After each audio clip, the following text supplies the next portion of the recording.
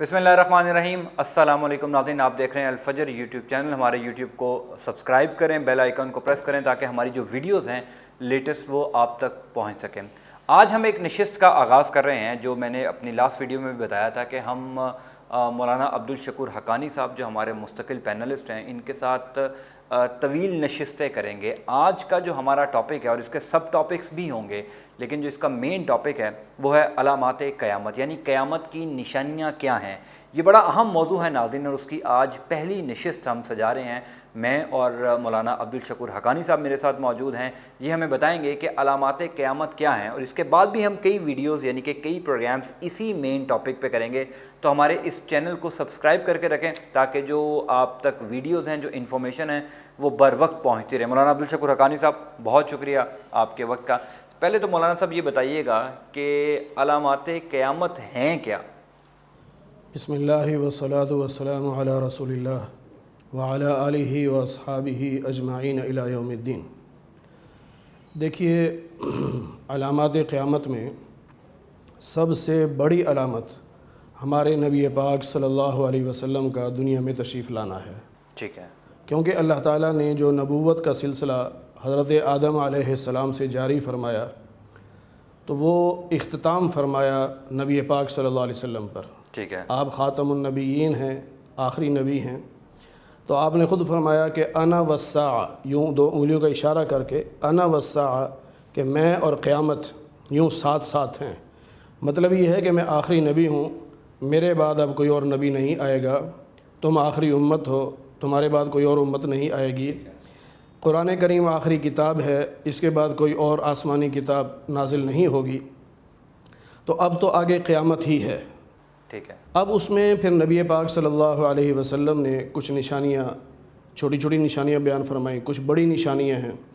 ان بڑی نشانیوں میں سے ایک تو امام مہدی علیہ الرضوان کا آنا ہے، اور پھر سیدنا عیسیٰ علیہ السلام کا تشریف لانا ہے، پھر دجال کا آنا ہے، پھر دجال کے ساتھ جنگ کا ہونا ہے، پھر دجال کو قتل کرنا ہے، پھر اس کے بعد یاجوج ماجوج کا آنا ہے، اور پھر یاجوج ماجوج کا انسانوں پر ظلم و ستم جو ہے اس کا ذکر آئے گا۔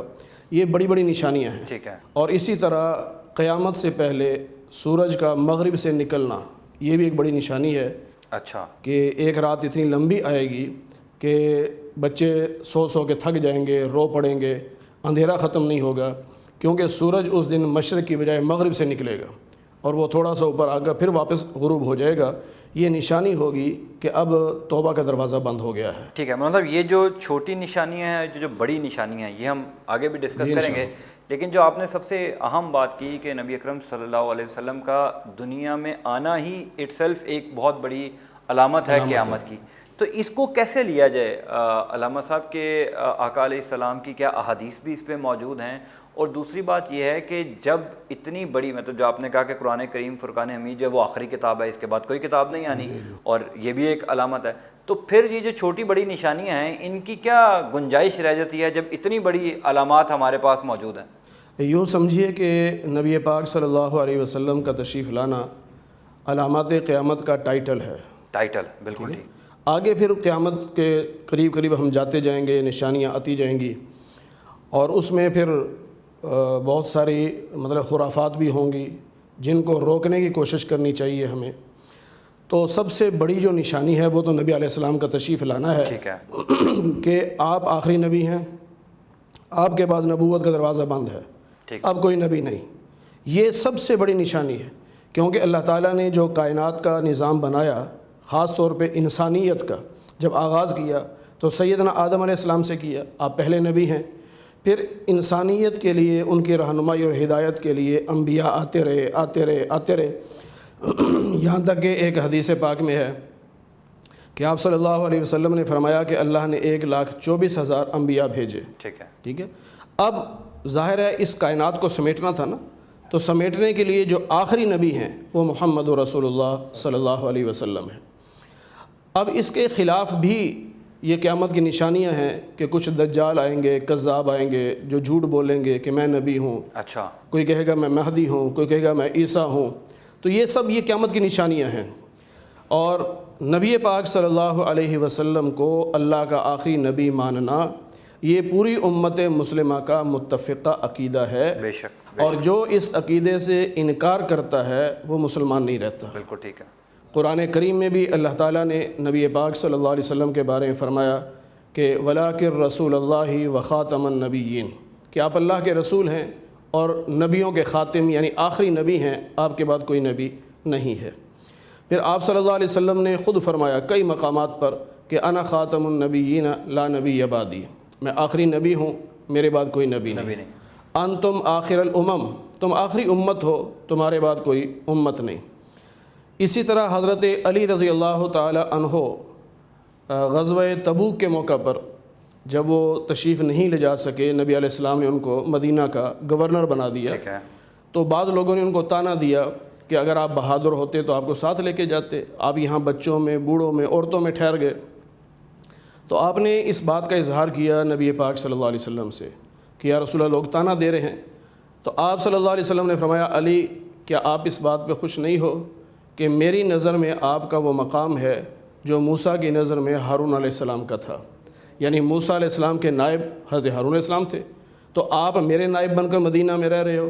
یہ ساتھ فرمایا، لیکن ساتھ یہ فرمایا کہ علی یاد رکھنا میں آخری نبی ہوں، میرے بعد کوئی نبی نہیں۔ ٹھیک ہے، بالکل۔ یعنی یہ نہ سمجھیں کہ نبی نے اپنا نائب بنایا تھا حضرت علی کو تو وہ بعد میں لوگ ان کو نبی سمجھیں۔ بالکل ٹھیک ہے۔ تو یہ جو ہے نا، یہ قیامت کی سب سے بڑی نشانی ہے۔ یعنی یہ تو یہ ہوا نا مولانا صاحب، جو آقا علیہ السلام کو آخری نبی نعوذ باللہ نہیں مانتا، وہ تو پھر قیامت پر بھی یقین نہیں رکھتا نا، وہ تو پھر مسلمان ہی نہیں ہے، مسلمان ہی نہیں ہے، وہ پھر قیامت پر بھی یقین نہیں رکھتا، وہ تو مسلمان ہے۔ اس پر آقا علیہ السلام کی کوئی احادیث بھی موجود ہیں علامات قیامت پر؟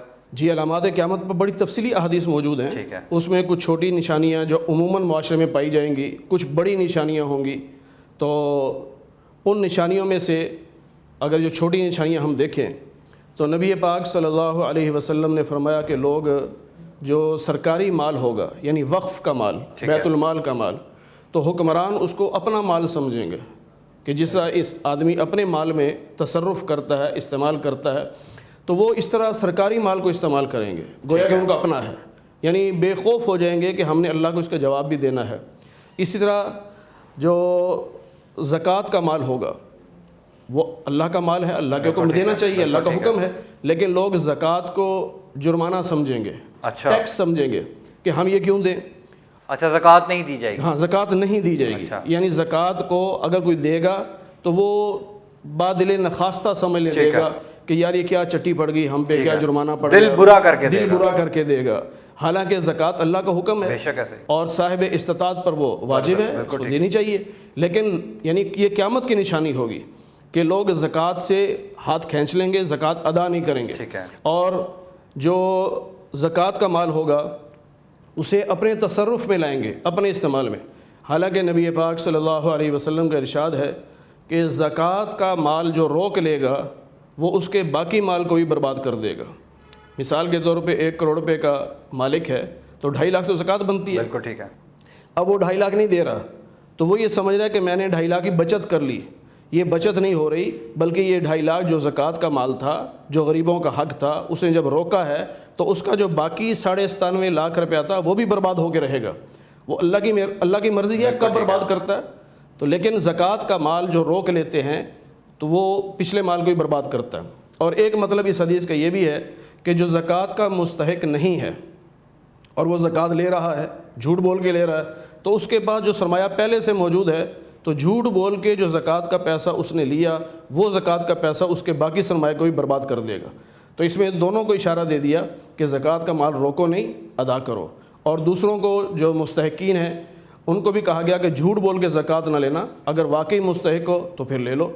تو یہ بڑی علامت ایک ہوگی کہ بیت المال کا استعمال بالکل ناجائز ہوگا، کہ لوگ جو ہیں وہ جن کا اختیار ہوگا، حکمران جو لوگ ہوں گے وہ مال و دولت جو ہے وہ لوٹیں گے، سرکاری خزانہ ہوگا اس کو اپنے اوپر خرچ کریں گے اور خوب خرچ کریں گے کہ ان کو فکر ہی نہیں ہوگی کہ ہمیں اس کا حساب بھی دینا ہے۔ ٹھیک ہے۔ حالانکہ خلفائے راشدین کا دور دیکھیں، وہ تو پھونک پھونک کے قدم رکھتے تھے۔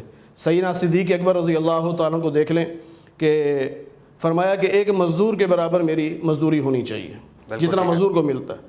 تو صحابہ نے فرمایا کہ اگر اس میں آپ کا گزارا نہ ہوا تو فرمایا اگر میرا گزارا نہیں ہوگا تو میں مزدور کا معاوضہ بڑھا دوں گا, اس کی مزدوری بڑھا دوں گا, کہ جب میرا نہیں ہو سکتا اس کا کیسے گزارا ہو سکتا ہے. ٹھیک ہے مولانا صاحب, چونکہ یہ جو آج کی ہماری نشست ہے اس کا ٹائم ختم ہو رہا ہے, لیکن آپ نے بات بڑی امپورٹنٹ کی ہے کہ جو حکمران ہوں گے وہ یہ چھوٹی نشانیاں ہیں, جو ہمارے ویورز ہیں وہ یہ سوچ رہے ہوں گے کہ یہ والی جو نشانی ہے یہ تو ہم اپنے ملک میں پاکستان میں کئی سالوں سے دیکھ رہے ہیں, یعنی حکمران اشرافیہ جو ہے وہ مال و دولت لوٹ رہی ہے اور بے حساب لوٹ رہی ہے, اور اس گمان سے لوٹ رہی ہے کہ شاید ان کا حساب نہیں ہونا. تو یہ اگلی نشست میں آپ سے ضرور ڈسکس کریں گے کہ چھوٹی نشانیاں کون سی ہیں اور بڑی نشانیاں کون سی ہیں. اور ایک بڑی اہم بات ہے جو مجھے اگلی نشست میں آپ سے پوچھنی ہے کہ لوگ یہ سمجھتے ہیں کہ جو زلزلے آتے ہیں, اکثر ہم دیکھتے ہیں ہمارے ہاں جو بزرگ ہیں وہ کہتے ہیں زلزلے آ رہے ہیں, طوفان آ رہے ہیں, قدرتی آفات آ رہی ہیں, یہ بھی قیامت کی نشانی ہے. تو اس پر بھی آپ سے بات کریں گے. ناظرین, الفجر یوٹیوب چینل کو سبسکرائب ضرور کیجئے. علامات قیامت ہمارا اہم موضوع ہے جس پر ہم مولانا عبدالشکور حقانی صاحب کی جو معلومات ہیں وہ اپنے اس چینل میں شیئر کریں. بیل آئیکن کو پریس کریں اور ہمیں فیڈ بیک ضرور دیجیے گا. اگلی نشست تک مجھے اجازت دیں. اللہ حافظ.